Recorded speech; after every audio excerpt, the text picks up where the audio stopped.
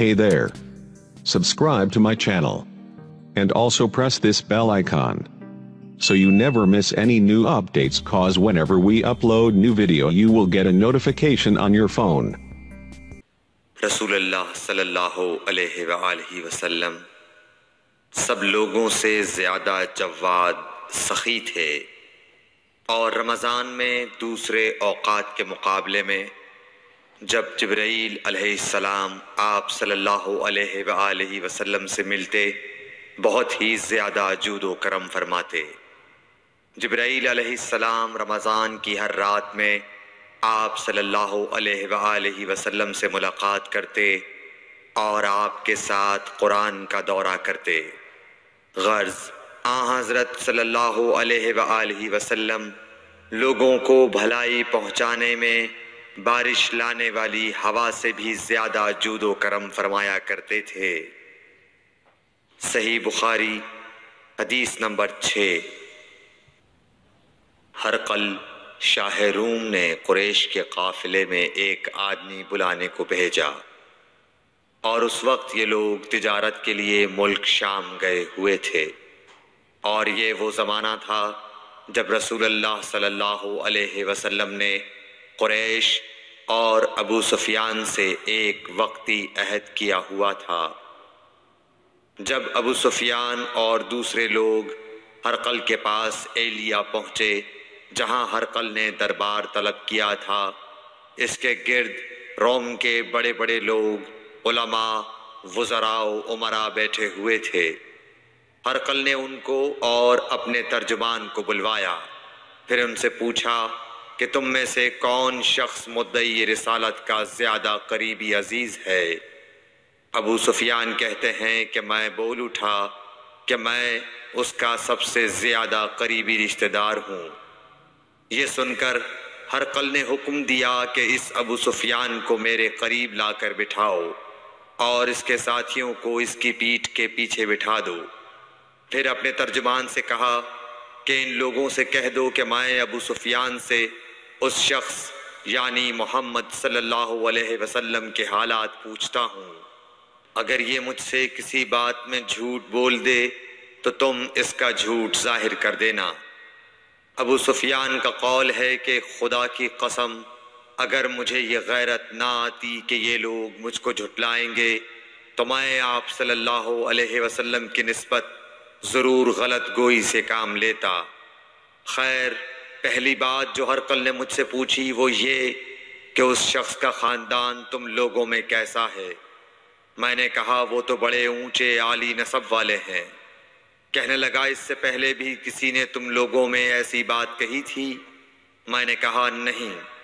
کہنے لگا اچھا اس کے بڑوں میں کوئی بادشاہ ہوا ہے؟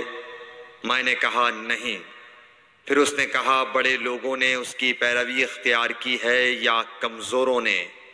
میں نے کہا نہیں، کمزوروں نے۔ پھر کہنے لگا اس کے تابعدار روز بڑھتے جاتے ہیں یا کوئی ساتھی پھر بھی جاتا ہے؟ میں نے کہا نہیں۔ کہنے لگا کیا اپنے اس دعوی نبوت سے پہلے کبھی کسی بھی موقع پر اس نے جھوٹ بولا ہے؟ میں نے کہا نہیں، اور اب ہماری اس سے صلح کی ایک مقررہ مدت ٹھہری ہوئی ہے، معلوم نہیں وہ اس میں کیا کرنے والا ہے۔ ابو سفیان کہتے ہیں میں اس بات کے سوا اور کوئی جھوٹ اس گفتگو میں شامل نہ کر سکا۔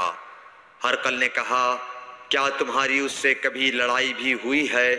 ہم نے کہا کہ ہاں۔ بولا پھر تمہاری اور اس کی جنگ کا کیا حال ہوتا ہے؟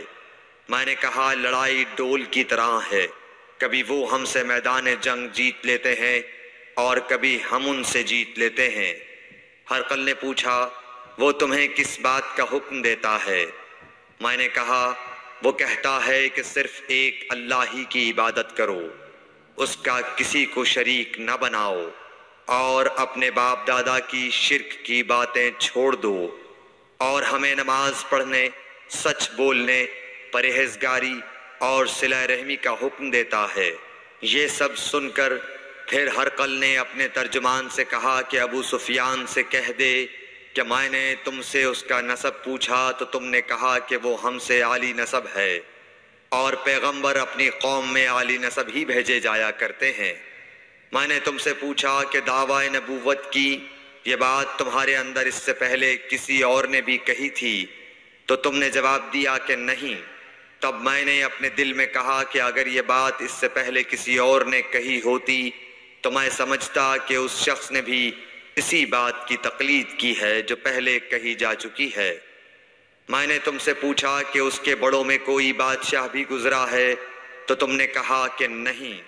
تو میں نے دل میں کہا کہ ان کے بزرگوں میں سے کوئی بادشاہ ہوا ہوگا تو کہہ دوں گا کہ وہ شخص اس بہانے اپنے آباء و اجداد کی بادشاہت اور ان کا ملک دوبارہ حاصل کرنا چاہتا ہے۔ اور میں نے تم سے پوچھا کہ اس بات کے کہنے یعنی پیغمبری کا دعویٰ کرنے سے پہلے تم نے کبھی اس کو دروغ گوئی کا الزام لگایا ہے؟ تم نے کہا کہ نہیں۔ تو میں نے سمجھ لیا کہ جو شخص آدمیوں کے ساتھ دروغ گوئی سے بچے وہ اللہ کے بارے میں کیسے جھوٹی بات کہہ سکتا ہے۔ اور میں نے تم سے پوچھا کہ بڑے لوگ اس کے پیرو ہوتے ہیں یا کمزور آدمی؟ تم نے کہا کمزوروں نے اس کی اتباع کی ہے۔ تو دراصل یہی لوگ پیغمبروں کے متبعین ہوتے ہیں۔ اور میں نے تم سے پوچھا کہ اس کے ساتھی بڑھ رہے ہیں یا کم ہو رہے ہیں؟ تم نے کہا کہ وہ بڑھ رہے ہیں، اور ایمان کی کیفیت یہی ہوتی ہے حتیٰ کہ وہ کامل ہو جاتا ہے۔ اور میں نے تم سے پوچھا کہ آیا کوئی شخص اس کے دین سے ناخوش ہو کر مرتد بھی ہو جاتا ہے؟ تم نے کہا نہیں۔ تو ایمان کی خاصیت بھی یہی ہے، جن کے دلوں میں اس کی مسرت رچ بس جائے وہ اس سے لوٹا نہیں کرتے۔ اور میں نے تم سے پوچھا کہ آیا وہ کبھی عہد شکنی کرتے ہیں؟ تم نے کہا نہیں۔ پیغمبروں کا یہی حال ہوتا ہے، وہ عہد کی خلاف ورزی نہیں کرتے۔ اور میں نے تم سے کہا کہ وہ تم سے کس چیز کے لیے کہتے ہیں؟ تم نے کہا کہ وہ ہمیں پاؤنڈ ہوتا۔ ہرقل نے رسول اللہ صلی اللہ علیہ وسلم کا وہ خط منگایا جو آپ نے وحیہ کلبی رضی اللہ تعالیٰ عنہ کے ذریعے حاکم بصرہ کے پاس بھیجا تھا، اور اس نے وہ ہرقل کے پاس بھیج دیا تھا۔ پھر اس کو پڑھا تو اس میں لکھا تھا، اللہ کے نام کے ساتھ جو نہایت مہربان اور رحم والا ہے۔ اللہ کے بندے اور اس کے پیغمبر محمد صلی اللہ علیہ وسلم کی طرف سے یہ خط ہے شاہ روم کے لیے۔ اس شخص پر سلام ہو جو ہدایت کی پیروی کرے۔ اس کے بعد میں آپ کے سامنے دعوت اسلام پیش کرتا ہوں۔ اگر آپ اسلام لے آئیں گے تو دین و دنیا میں سلامتی نصیب ہوگی، اللہ آپ کو دوہرا ثواب دے گا۔ اور اگر آپ میری دعوت سے روگردانی کریں گے تو آپ کی رعایا کا گناہ بھی آپ ہی پر ہوگا۔ اور اے اہل کتاب، ایک ایسی بات پر آ جاؤ جو ہمارے اور تمہارے درمیان یکساں ہے، وہ یہ کہ ہم اللہ کے سوا کسی کی عبادت نہ کریں اور کسی کو اس کا شریک نہ ٹھہرائیں، اور نہ ہم میں سے کوئی کسی کو خدا کے سوا اپنا رب بنائے۔ پھر اگر وہ اہل کتاب اس کتاب سے منہ پھیر لیں تو مسلمانوں، تم ان سے کہہ دو کہ تم مانو یا نہ مانو، ہم ایک خدا کے اطاعت گزار ہیں۔ ابو سفیان کہتے ہیں، جب ہرقل نے جو کچھ کہنا تھا کہہ دیا اور خط پڑھ کر فارغ ہوا تو اس کے ارد گرد بہت شور و غوغا ہوا، بہت سی آوازیں اٹھیں اور ہمیں باہر نکال دیا گیا۔ تب میں نے اپنے ساتھیوں سے کہا کہ ابو کبشہ کے بیٹے حضرت صلی اللہ علیہ وسلم کا معاملہ تو بہت بڑھ گیا۔ دیکھو تو اس سے بنی اصفر روم کا بادشاہ بھی ڈرتا ہے۔ مجھے اس وقت سے اس بات کا یقین ہو گیا کہ حضور صلی اللہ علیہ وسلم ان قریب غالب ہو کر رہیں گے، حتیٰ کہ اللہ نے مجھے مسلمان کر دیا۔ راوی کا بیان ہے کہ ابن ناطور ایلیا کا حاکم ہرقل کا مصاحب اور شام کے نصارہ کا لاٹ پادری بیان کرتا تھا کہ ہرقل جب ایلیا آیا ایک دن صبح کو پریشان اٹھا تو اس کے درباریوں نے دریافت کیا کہ آج ہم آپ کی حالت بدلی ہوئی پاتے ہیں، کیا وجہ ہے؟ ابن ناطور کا بیان ہے کہ ہرقل نجومی تھا، علم نجوم میں وہ پوری مہارت رکھتا تھا۔ اس نے اپنے ہم نشینوں کو بتایا کہ میں نے آج رات ستاروں پر نظر ڈالی تو دیکھا کہ ختنہ کرنے والوں کا بادشاہ ہمارے ملک پر غالب آ گیا ہے۔ بھلا اس زمانے میں کون لوگ ختنہ کرتے ہیں؟ انہوں نے کہا کہ یہود کے سوا کوئی ختنہ نہیں کرتا، سو ان کی وجہ سے پریشان نہ ہوں۔ سلطنت کے تمام شہروں میں یہ حکم لکھ بھیجیے کہ وہاں جتنے یہودی ہوں سب قتل کر دیے جائیں۔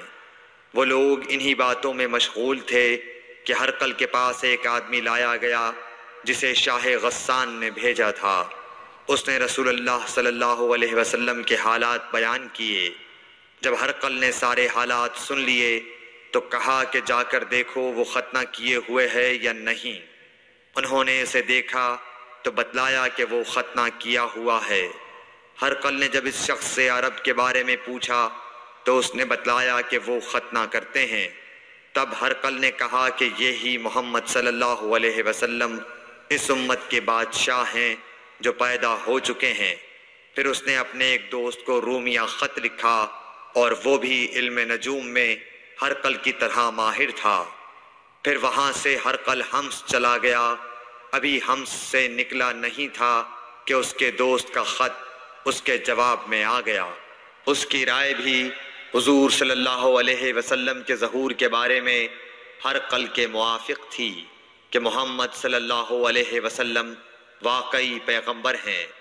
اس کے بعد ہرقل نے روم کے بڑے آدمیوں کو اپنے حمص کے محل میں طلب کیا اور اس کے حکم سے محل کے دروازے بند کر لیے گئے۔ پھر وہ اپنے خاص محل سے باہر آیا اور کہا، اے روم والو، کیا ہدایت اور کامیابی میں کچھ حصہ تمہارے لیے بھی ہے؟ اگر تم اپنی سلطنت کی بقا چاہتے ہو تو پھر اس نبی صلی اللہ علیہ وسلم کی بیعت کر لو اور مسلمان ہو جاؤ۔ یہ سننا تھا کہ پھر لوگ وحشی گدھوں کی طرح دروازوں کی طرف دوڑے، مگر انہیں بند پایا۔ آخر جب ہرقل نے اس بات سے ان کی یہ نفرت دیکھی اور ان کے ایمان لانے سے مایوس ہو گیا تو کہنے لگا کہ ان لوگوں کو میرے پاس لاؤ۔ جب وہ دوبارہ آئے تو اس نے کہا، میں نے جو بات کہی تھی اس سے تمہاری دینی پختگی کی آزمائش مقصود تھی، سو وہ میں نے دیکھ لی۔ تب یہ بات سن کر وہ سب کے سب اس کے سامنے سجدے میں گر پڑے اور اس سے خوش ہو گئے۔ بالآخر ہرقل کی آخری حالت یہی رہی۔ صحیح بخاری حدیث نمبر 7۔